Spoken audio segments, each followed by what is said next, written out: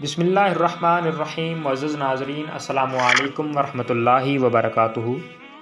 حضرت فاطمہ رضی اللہ تعالی عنہا نبی الثقلین سرور کونین حضرت محمد مصطفیٰ خاتم النبیین صلی اللہ علیہ وآلہ وسلم کی لخت جگر، نور نظر، جب اللہ کے نبی صلی اللہ علیہ وآلہ وسلم کا وصال مبارک ہوا تو ظاہر ہے کہ آپ کو بہت غم ہوا۔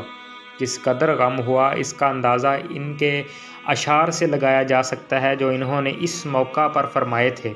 فرماتی ہیں کہ مجھ پر اللہ کے رسول کی وفات کی وجہ سے جو مصائب ڈالے گئے وہ اگر دنوں پر ڈال دیے جائیں تو وہ دن رات ہو جائیں، یعنی دن کی روشنی ان مصائب کا تحمل نہ کر سکے گی اور وہ دن بھی اندھیریوں میں تبدیل ہو جائیں جیسے راتیں ہوں۔ اندازہ کیجئے کہ کس قدر غم ہوگا، مگر کوئی شکوہ و شکایت ان کی زبان پر نہ جاری ہوا۔ قربان جاؤں آل محمد پر۔ آج کی عورتیں اپنے کسی رشتہ دار، ماں، باپ یا شوہر یا کسی اور کے انتقال پر نہایت ہی بے صبری کا مظاہرہ کرتی ہیں اور شکوہ شکایت کی زبان دراز کرتی نظر آتی ہیں۔ یاد رکھو، یہ محبت الہیہ کے خلاف ہے۔